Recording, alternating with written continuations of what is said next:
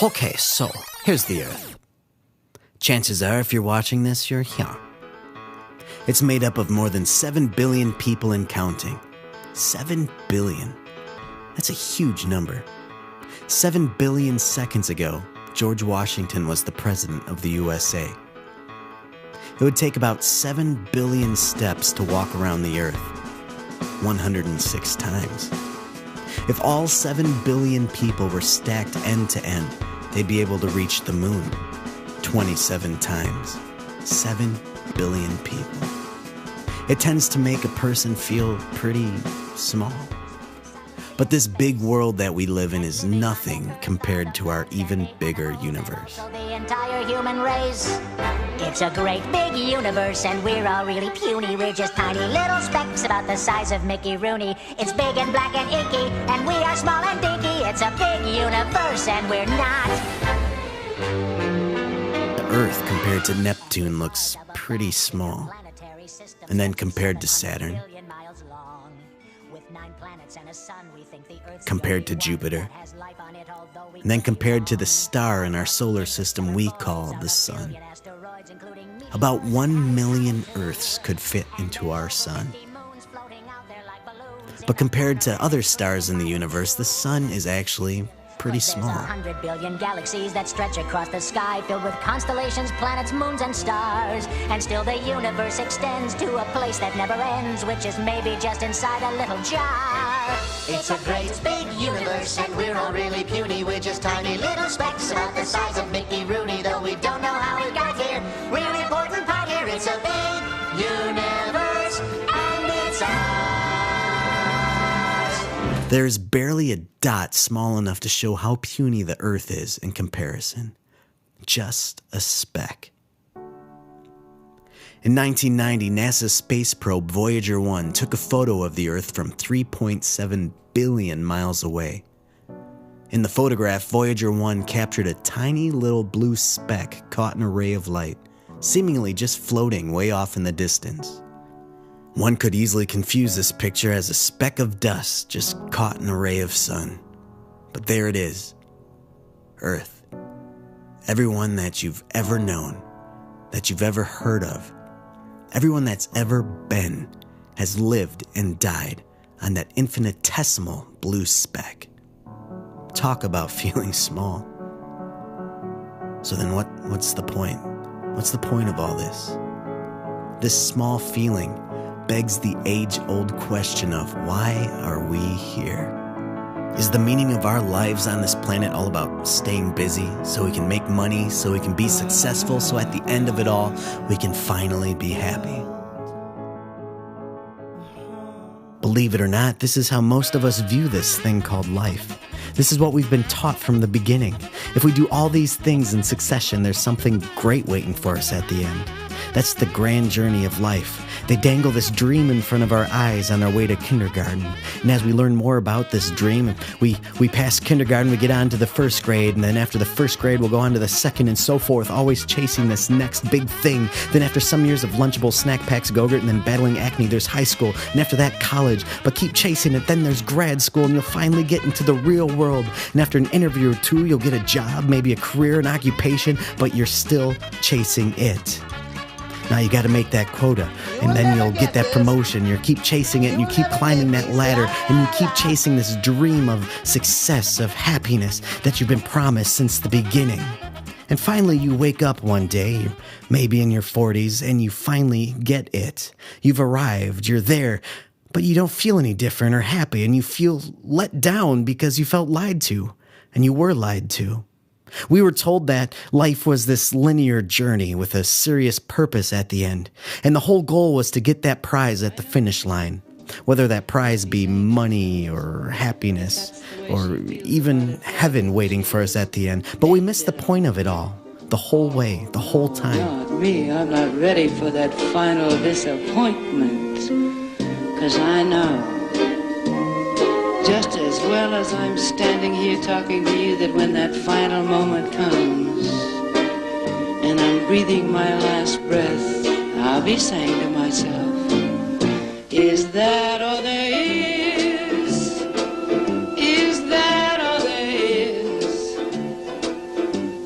That's all there is, my friends. Then let's keep dancing. Let's break out the booze and In music, the end of the composition is not the point of the composition.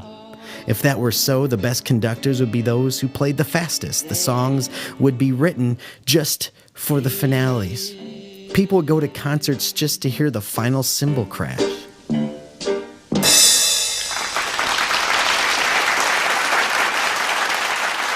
Maybe life is more of a musical thing. Maybe we're supposed to sing or dance through it instead of race towards the end. We're all born with this innate magnetic pull towards something larger than our small, tiny selves. The problem is that a lot of us are fooled into following the wrong thing. When baby sea turtles are born, they are attracted to the reflective light that shines off the ocean, and they're drawn to the waters where they'll spend the rest of their lives. Unfortunately, they're sometimes pulled away because of other lights that grab their attention, such as street lights or lights from beach homes or even traffic lights. And because of that, some never make the destination they were destined for.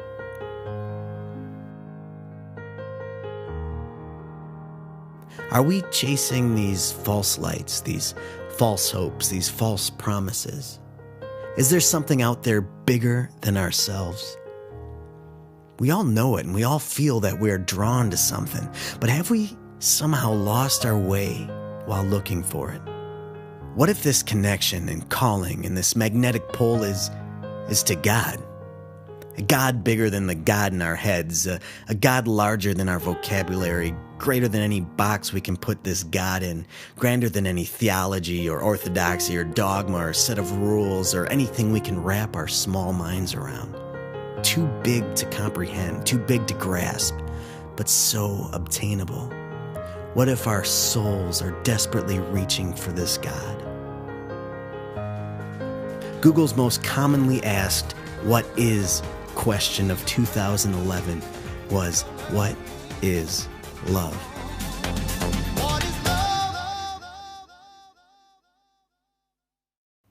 With what is planking being the runner-up. Google's most commonly asked how-to question of 2012 was, how to love. I'm sure the Lil Wayne song, How to Love, could have had something to do with it, but there's obviously something bigger at work here. Love is like oxygen. What? Love is a many splendid thing. Love lifts us up where we belong. All you need is love. We are drawn towards this love. This is what we've been Googling and searching the internet for. This is what we've been chasing our whole lives, but coming up empty, coming up hollow, coming up incomplete. What if the creator of the universe, in its vast, immense, infinite grandeur, really just wants you to know that you are loved? What if our sole purpose on this planet of 7 billion plus people, but somehow is just a speck of dust in the whole scheme of things? What if our purpose was just to love and be loved? What if this thing we've been chasing our whole lives is just a hoax, a shadow? That our pursuit of happiness and success and contentment is misplaced and misled, and we've been following the wrong light. To love and to be loved by this relentlessly loving and forgiving higher power that we so inadequately call God. To just stop this terminal race to this imaginary finish line and to just be, just exist. Just find joy, just be loved, and just to love in every brush stroke, in every song,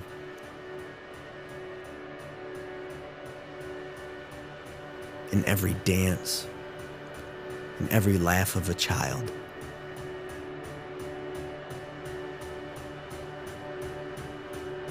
And every time we look at the sky.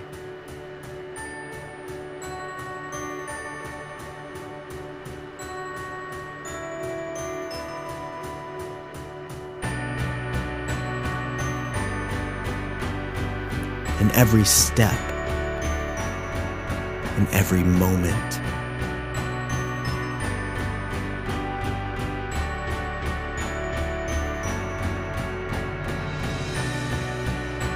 In every movement.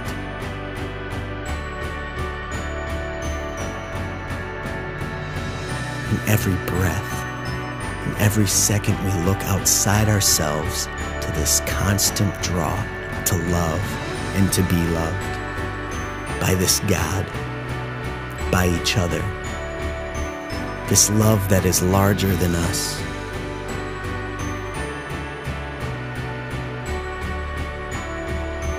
This love that is greater than our planet, than our solar system, than our universe.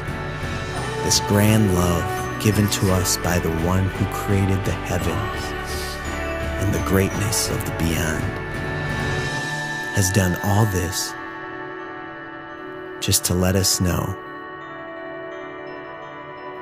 that we are loved.